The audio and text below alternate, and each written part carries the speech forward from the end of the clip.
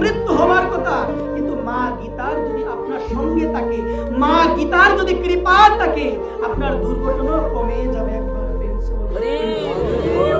কমে যাবে। এই প্রসঙ্গে বলছে সুনামগঞ্জের মধ্যে একটা সাক্ষাৎ ঘটনা, আমি একটু ধ্যানের কথা বলছে। সুনীল দাস নামে আমার প্রভুর এক ভক্ত ছিল। নামটা কি বলো সবাই? সুনীল দাস। একটু মনোযোগ দিয়ে কথাটা লক্ষ্য রাখে।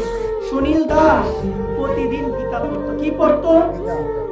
গীতা পড়তো। এবং গীতার মধ্যে যে জিনিসগুলো প্রতিদিন সে পেত, ওই জিনিসগুলো সে আচরণ করত। কি করত? লোকে অনেক সময় বলতো সুনীল পাগল। সুনীল কি? সুনীল হচ্ছে পাগল। কিন্তু সুনীল এই সমস্ত কথা কানে নেই না। একদিন গীতা মাহাত্ম্য পাঠ করতে গিয়ে সুনীল পেল, যে ব্যক্তি গীতাকে তার বক্ষের মধ্যে ঝুলিয়ে রাখে তার কোনোদিন অমঙ্গল হয়, তার কোনোদিন অমঙ্গল হয় না। সুনীল দাস এই জিনিসটা পাওয়ার পরে সে চিন্তা করলো, তাহলে আমি আমার গীতা মাকে সবসময় আমার বুকের মধ্যে আমি বেঁধে, সবসময় বুকের মধ্যে আমি বেঁধে রাখবো। ওই চিন্তা করে সে কি করলো, তার গীতা মাকে তার বক্ষের মধ্যে কি করলো, ঝুলিয়ে রাখলো। লোকে বলে সুনীল পাগল। লোকে কি বলে? সুনীল পাগল। সুনীল ভাবে বলুক না আমাকে পাগল, আমি তো সংসারের জন্য পাগল না। বাবা এই জায়গায় বলছে মার্মিক কথা, আমিও তো পাগল হই, আমিও তো কাঁদি, কিন্তু ভগবানের নামে তো আমি কাঁদি না। আমি ভগবানের নামে কাঁদি কি?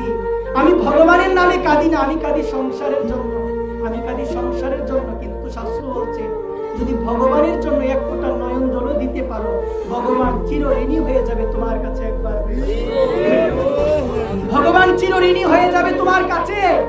এই প্রসঙ্গে বলছে সুনীল দাস একদিন তার বক্ষের মধ্যে গীতাটা ঝুলিয়ে রেখে এক জায়গা থেকে আরেক জায়গার মধ্যে যাবে, কিন্তু দুর্ভাগ্যবশত সেই বাসটার একটা অ্যাক্সিডেন্ট হয়ে গিয়েছিল। কিন্তু সেই বাসের মধ্যে ছিল কে? সুনীল দাস। কে ছিল বলো না? সুনীল দাস ছিল। এই সুনীল দাস কি করলো জানো? যখন বাসের অ্যাক্সিডেন্ট হয়ে গিয়েছে, সুনীল দাস তখন চিন্তা করছে, আমি মনে হয় কোনোদিন আর গীতা পড়তে পারবো, আমি মনে হয় কোনোদিন গীতা পড়তে পারবো না, কারণ এখন আমার মৃত্যু হয়ে যাবে। সুনীল দাস গীতা গীতা বলে ওই নদীর জলে ঝাঁপ দিয়েছিল। ওই বাসের মধ্যে যারা ছিল সবাই মৃত্যুবরণ করেছে, কিন্তু একজন মরে নাই। তিনি কে? সুনীল মরে নাই। সুনীলকে যখন হাসপাতালে নিয়ে যাওয়া হয়েছে, তখন সাংবাদিক এসে সুনীলকে প্রশ্ন করলো, বলছে সুনীলকে কি বলছেন? সুনীল এই বাসের মধ্যে অনেক যাত্রী ছিল, প্রায় 50-এর উপরে যাত্রী ছিল, সবাই মারা গিয়েছে, তুমি তো মারা যাও না। বলছে তুমি কেন মারা যাও না? বলছেন তখন তার পকেট থেকে একটা জিনিস বের করলো। সেই জিনিসটা কি বাবা বলো সবাই? গীতা বের করে বলছেন আমি আমার গীতা মায়ের জন্য মরি নাই, ওই গীতা মা কৃপা করে, ওই গীতা মা দয়া করে আমাকে বাঁচিয়েছে, আমি মরি নাই। তখন ডাক্তার বলল দেখো ওই সুনীল দাসের একটা কাণ্ড দেখে আমি অবাক হয়ে গিয়েছি। সুনীল দাস যখন নদীর মধ্যে পড়ে গিয়েছে, তখন দুইজন ভালো সুনীল দাসকে তাদের কাঁধে করে ঝুলিয়ে আমার কাছে নিয়ে এসেছে। কয়জন ভালো? একজন বালক কালো আর একজন বালক ফর্সা। বলছেন দুইজন বালক এত সুন্দর, আমার জন্য কেন বারবার মনে চাচ্ছে ওই বালকের দিকে যেন আমি তাকিয়ে। সুনীল দাস বলল ডাক্তারকে, ডাক্তার মশাই এই দুইটা বালকের একটু বর্ণনা দিন তো আমাকে, তারা কেমন? বলছে একটা বালক খুব কালো, কিন্তু কালো বালকটাকে নিয়ে বারবার আমার দেখতে মন চাচ্ছে, ওই কালো বালকটার দিকে তাকিয়ে থাকতে আমার বারবার মন চাচ্ছে। বলছে বর্ণনা দিন তো, ওই বালকটার হাতে কি বাঁশি আছে? বলছে বাঁশি আছে। বালকটার হাতে কি আছে? কি আছে বলো সবাই? বাঁশি। বলছেন তার মস্তকে কি ময়ূর পাখা আছে? বলছে মস্তকে ময়ূর পাখা আছে। বলছে তার পায়ে কি দুইটা নূপুর আছে? বলছে হ্যাঁ দুইটা নূপুর আছে। তার রূপটা কি দেখতে ঝলমল করে? বলছে হ্যাঁ ঝলমল করে। বলছে তার সঙ্গে যে এসেছিল সে কি ফর্সা? বলছে হ্যাঁ ফর্সা। বলছে সে কি দেখতে বলবান? বলছে হ্যাঁ বলবান।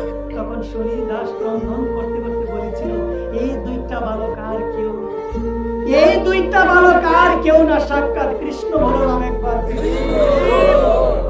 সাক্ষাৎ কৃষ্ণ বলরাম আজকে সুনীল দাসকে নিজে রক্ষা করে নিজের কাঁধে নিয়ে কোথায় নিয়ে এসেছে? ওই হাসপাতালে নিয়ে এসেছে।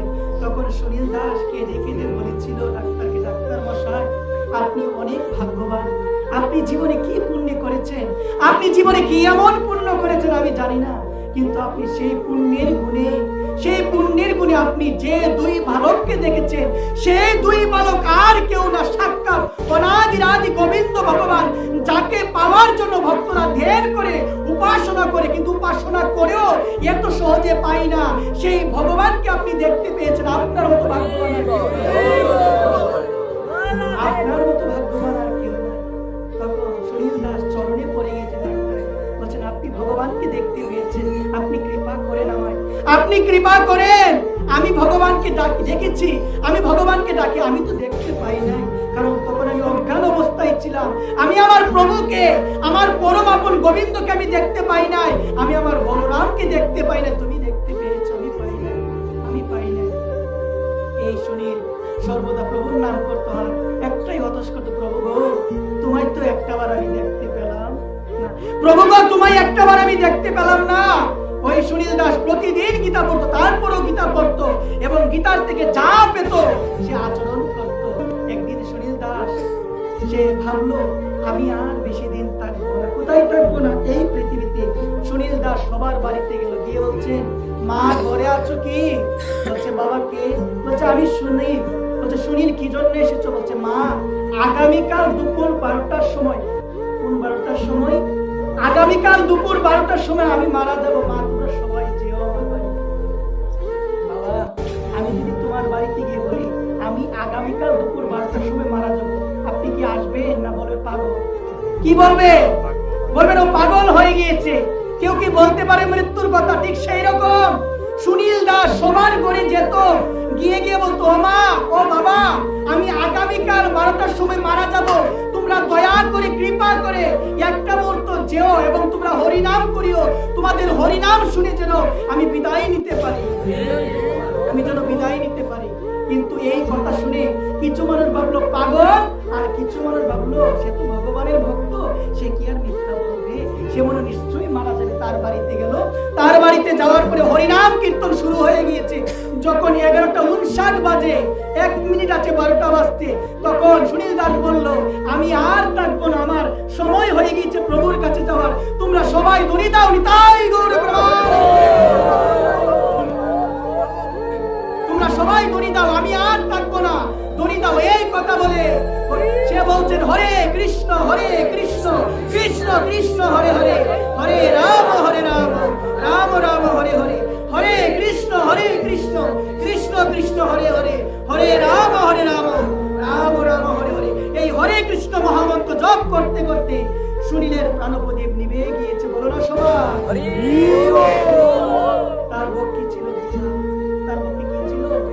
গীতা ছিল। ওই প্রসঙ্গে বলছে মানুষ মারা গেলে গীতা দিলে লাভ হবে না, বেঁচে থাকতে যদি গীতা মাকে নাই জড়িয়ে ধরি বুকে।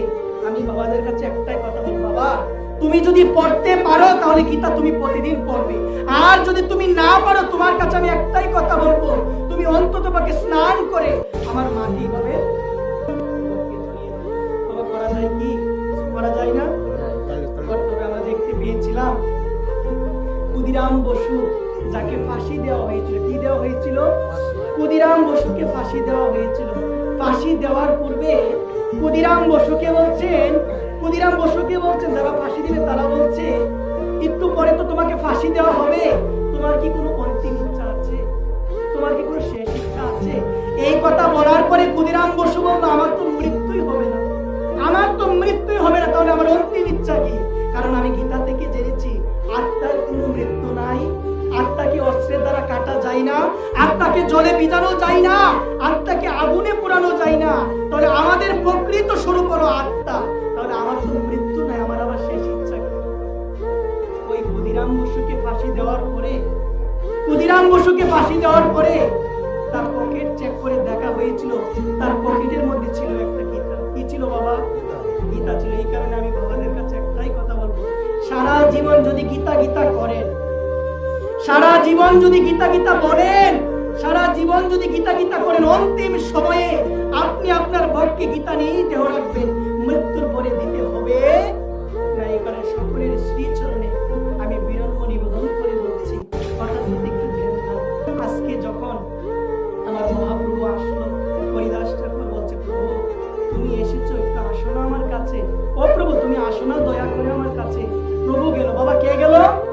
প্রভু গেল, আমার শ্রীকৃষ্ণ চৈতন্য মহাপ্রভু গেল। মহাপ্রভু যাওয়ার পরে হরিদাস কি করলো জানেন? হরিদাস দুইটা চরণ ধরেছে। কার চরণ? বাবা তোমরা ধরতে চাও না? তোমরা ধরতে চাও কিনা বলো? কার চরণ ধরতে চাও? কার চরণ? আমার রাধারানীর চরণ, আমার গোবিন্দের চরণ। আজকে চরণ ধরে বলছে, প্রভু আমি তো আর বেশিক্ষণ থাকবো না, আর অল্প সময় আছে, কিন্তু প্রভু তুমি একটু কৃপা করেও আমি যেন আমার অন্তিম সময়ে তোমার নামটা আমি করতে পারি। বলো না সবাই, আমি যেন অন্তিম সময়ে তোমার নামটা করতে পারি। আজকে মহাপ্রভুর দুইটা চরণ জড়িয়ে ধরে বলছেন কৃষ্ণ চৈতন্য, কৃষ্ণ চৈতন্য, কৃষ্ণ চৈতন্য বলে আর ক্রন্দন করছে, দুই চোখ দিয়ে জল পড়ছে। এই সম্বন্ধে বলছেন যদি কাঁদতে হয় কাঁদো না ভগবানের জন্য। কার জন্য গো মা? ও মা কার জন্য?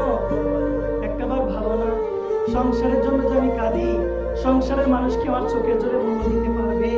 পারবে কি বলেন না সবাই? কেউ পারবে? পারবে না। এই প্রসঙ্গে বলতে যদি কাঁদতে হয় আমি নিতাই বলে কাঁদবো, যদি কাঁদতে হয় আমি হা কৃষ্ণ বলে কাঁদবো, যদি কাঁদতে হয় আমি হা রাধারানী বলে কাঁদবো। আমি সংসারের জন্য কেন কাঁদবো? কোনো মূল্য নাই তো সংসারের জন্য কাঁদলে।